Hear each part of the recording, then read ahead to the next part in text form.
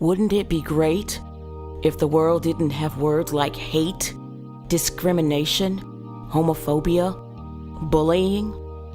The truth is, these words exist, even here in America, in Memphis, Tennessee.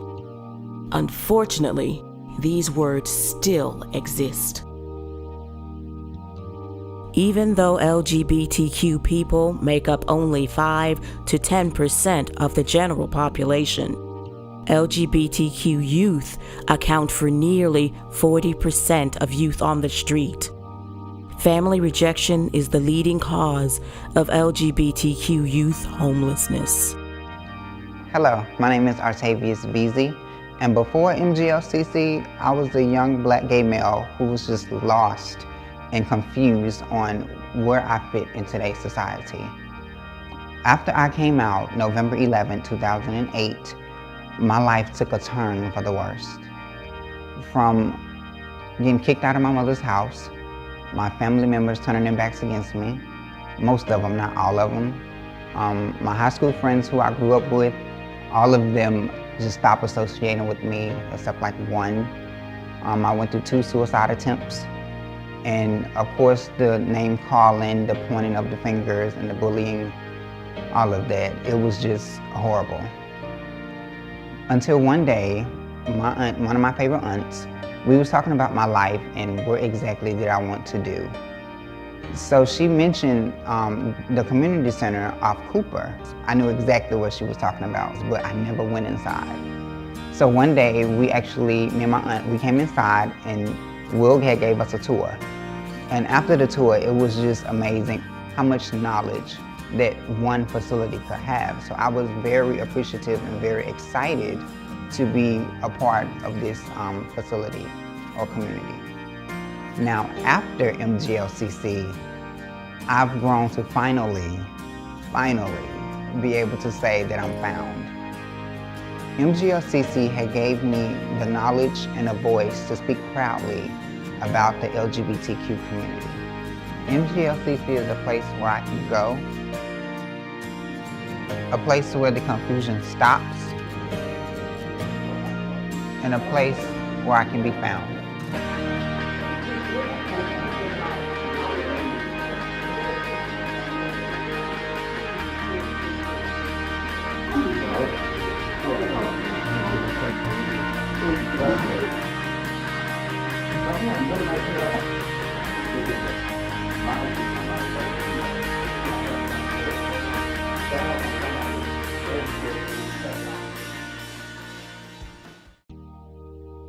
Transgender people face well-documented and unconscionable levels of bias-motivated violence.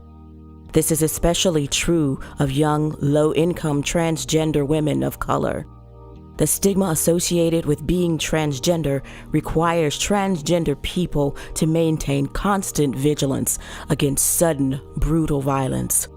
For years, transgender people have been murdered on an average of more than 1 person per month. Many more have been assaulted. As early as I can remember, I've had these feelings. First time I reached out for help to do it. I made my first attempt when I was 30 and went to a psychiatrist who convinced me that I was not transsexual. I'm Jillian Klee, and I am a male to female transsexual. I've been in transition since 2010. I'm 67 years old.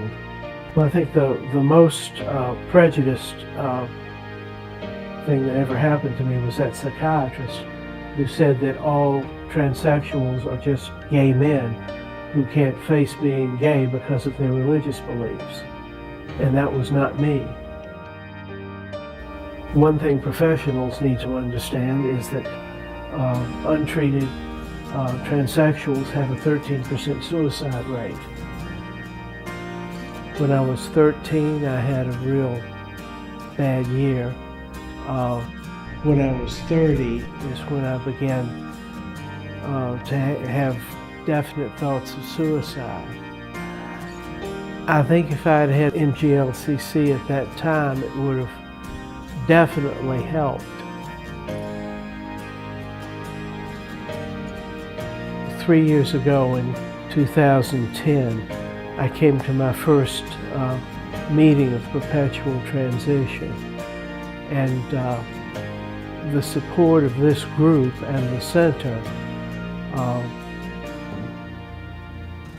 significant help on the way to living full-time as a woman. I think the word is confidence. I needed acceptance by other people of my choice, and well, it's just a very accepting group, and it's a safe place. The center is a safe place, and PT is a part of the Memphis Gay and Lesbian Community Center, and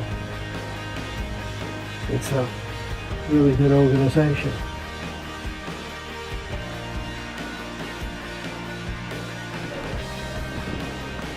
My name is Jillian Marie Clee.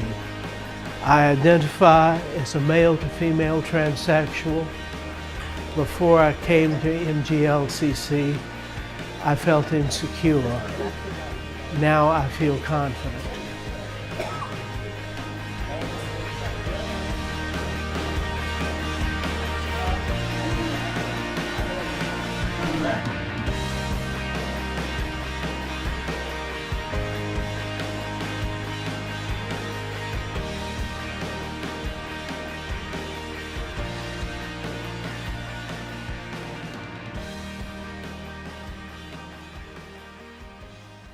According to a 2009 study, gay youth who reported higher levels of family rejection in adolescence were 8.4 times more likely to have an attempted suicide than their gay peers who did not experience family rejection. I'm Chris, and I'm a bisexual male. For me, I grew up in a very religious environment that taught that being gay was not acceptable, that it was a sin. So I grew up with a lot of self-hatred, got wrapped up into a lot of drugs, a lot of drinking all the time. I mean, I had sort of come to terms with who I was, but at the same time, I couldn't really accept the fact that I was bi. I remember the night that I came out of the closet, and the moment that I told my mom that, she just lost it. She was screaming at me and saying, "So you're trying to tell me that you're a faggot?" She would let me know how she really felt and how she wishes that I would have just been born a girl instead. I was 18 the first time that I was asked to leave the home. I had nowhere else really to go, so I moved into a boarding house just down the street from the community center. I didn't really have any money for food or really anything necessity-wise at that time. The center definitely helped out with that and helped me, get food for me and everybody in my house, and got me clothing that I could actually use for a job interview, and even helped me out with finding a job. So, yes, just purchased my first home. It's downtown. Yeah. It's somewhere I never thought I would have been, especially as a teenager when I first found this place. I always thought at that point that I'd probably be in the grave by now. So.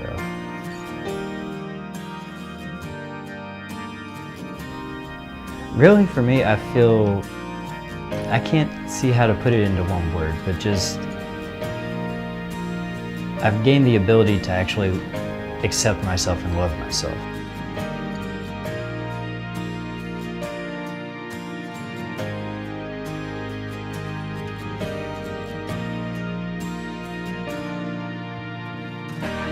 I'm Chris, I'm 24 years old, and I'm bisexual.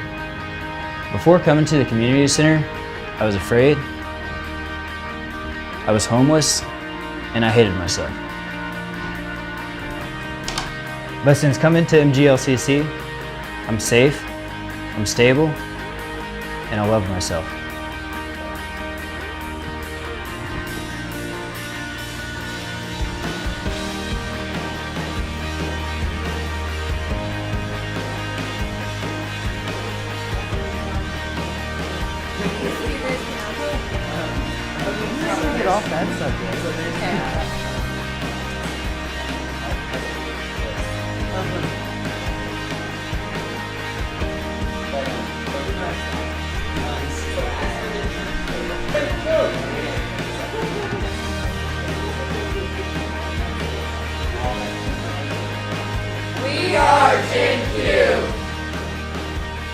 MGLCC is a place that is safe for all of the LGBTQ community. It is a place where new words of hope and encouragement replace old words of despair and solitude.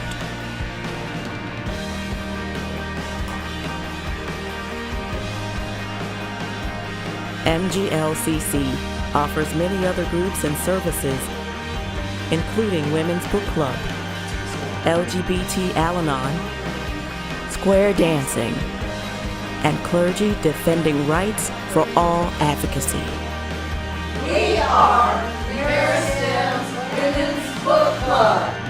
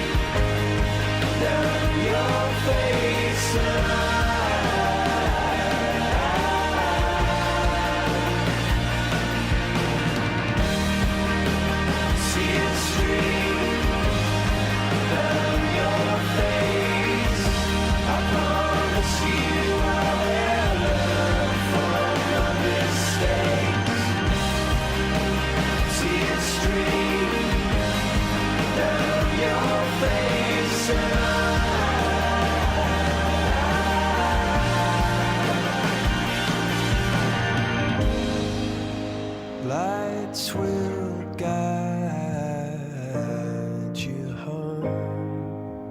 You are not alone. Find your new word at Memphis Gay and Lesbian Community Center. And I will try.